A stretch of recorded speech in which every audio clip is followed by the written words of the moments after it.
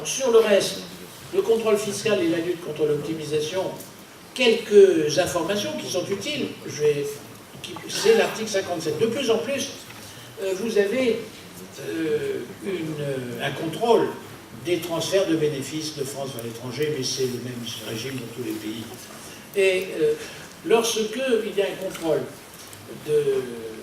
des sociétés qui ont des opérations avec des sociétés liées à l'étranger, l'administration demande à ces sociétés de lui présenter la documentation de définition des prix transferts. Et si on ne les présente pas, on subit une amende. On a accru un petit peu les amendes, et notamment pour le cas où les entreprises ne veulent pas présenter leur documentation en disant qu'elles n'en ont pas. Alors on dit, il y a trois cas, enfin trois amendes, et on prendra la plus importante. La plus faible, c'est 10 000 €.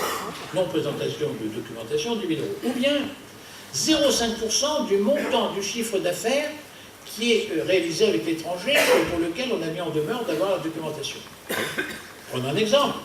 J'ai une société qui fait 100 millions de chiffre d'affaires avec l'Italie. Eh bien, l'amende potentielle, si on ne montre pas la documentation, si on ne la présente pas, c'est 0,5% de 100 millions, ce qui fait 500 000. C'est déjà bien. Et puis, si je vais un peu plus loin, ben je regarde les outils, je fais des redressements sur les 100 millions de 12 millions. En considérant qu'il y a 12 millions de transferts de bénéfices de France vers l'Italie. Et dans ce cas-là, je fais 5% de 12 millions, ce qui fait 600 000. Vous avez compris que l'amende la plus importante sera retenue, c'est 600 000. C'est juste une amende, comme vous le voyez, pour non-présentation de la documentation. Et à cet égard, je vous rappelle qu'il y a eu une obligation de présentation de la documentation simplifiée pour toutes les entreprises de plus de 400 millions de chiffre d'affaires pour la première fois en novembre 2014. Et puis vous avez une procédure de régularisation de transfert de bénéfices à l'étranger. Pour aller à l'essentiel, quand il y a une réintégration de résultats pour transférer, vous avez une taxation à l'IS pour la société qui a transféré les bénéfices et une retenue à la source parce qu'il y a une distribution de bénéfices. Et donc une double imposition.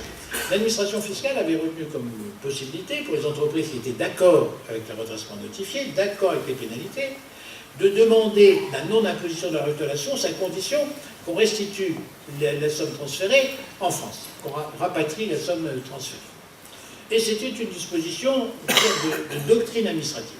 Et dans la loi de finances, on l'a précise. Et on l'élargit pour dire, au fond, cette procédure de régularisation, c'est-à-dire de ne pas être assujetti à la source, vous pourrez l'utiliser à tout moment de la procédure, et non pas simplement avant la mise en recouvrement. C'est très différent, puisque ça veut dire que je peux la demander au moment où j'ai déjà des informations sur le risque que j'ai de perdre mon contentieux. Quand j'ai reçu la proposition de rectification, on a dit des banalités, des généralités. Après, on va devant l'administration en contentieux, on reçoit un avis de rejet, avec déjà plus de précision, puis ensuite on va devant le TA, et là, les mémoires commencent à s'organiser, et à la décision du TA, on peut se dire, bon, ben, j'ai pas beaucoup de chances de m'en sortir, ou bien j'ai des chances de m'en sortir. Je constate que j'ai pas de chance de m'en sortir, et à ce moment-là, je demande l'application de la procédure de régularisation, c'est-à-dire, je m'engage, 1, à payer les redressements, 2, à payer les pénalités, y compris celles de manquement délibéré ou d'abus de droit, et surtout, je m'engage à rapatrier le montant des bénéfices qui ont été transférés, et dans ce cas, je ne supporte pas la retenue de la source. C'est une précision intégrée dans le Code général des impôts. Et la dépendance, c'était... Alors, cette mesure a été invalidée par le Conseil constitutionnel. Je n'y reviens pas, elle vous a fait peur. C'était celle qui consistait à dire que les conseils qui auraient donné fait des suggestions à des contribuables pour faire des montages qui auraient été par la suite considérés comme étant des abus de droit, auraient supporté une amende de 5% du chiffre d'affaires réalisé au titre de ces faits, avec un minimum de 10 000 €. Bon, alors cette mesure a été sanctionnée par le Conseil constitutionnel, donc on n'y revient pas. Simplement, dans la loi de sécurité sociale, de finance, il y a une mesure qui ressemble à celle-ci, je me permets de la rappeler, de vous en informer. C'est une mesure qui fait supporter une sanction pénale au conseil qui aurait incité des redevables à s'immatriculer, à s'inscrire pour les paiements des cotisations sociales dans un pays étranger. tous les dentistes. Il y a c'est-à-dire que ça existe un peu, on dit on va aller s'inscrire à Londres, c'est moins cher, etc. Et ça, il y a aujourd'hui une sanction pénale, 2 ans de prison et 20 000 € d'amende risquée par le Conseil.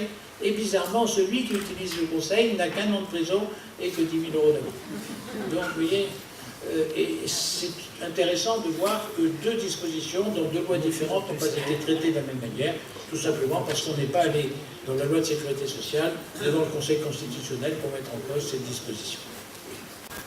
Alors, sur les comptabilités informatisées et sanctions en cas de représentation, je vous ai traité de cela tout à l'heure. Un mot sur le droit de communication, je vous ai indiqué qu'il était élargi.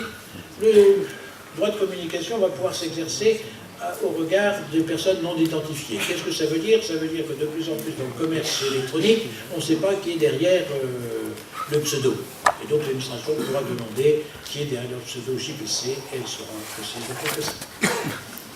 Et voilà. Et alors sur l'exercice du droit de communication, eh bien, il y aura aussi la possibilité de le faire sous forme électronique. Et un dernier point, l'administration pourra exercer son droit de communication dans les entreprises sur tous les éléments qui sont ceux qu'elle dispose dans le cadre de son activité. Et pas simplement sur les comptabilités, les rapports et la documentation. Donc un élargissement du droit de communication et un enchérissement de l'amende en cas de défaut de réponse à cette demande de rectification.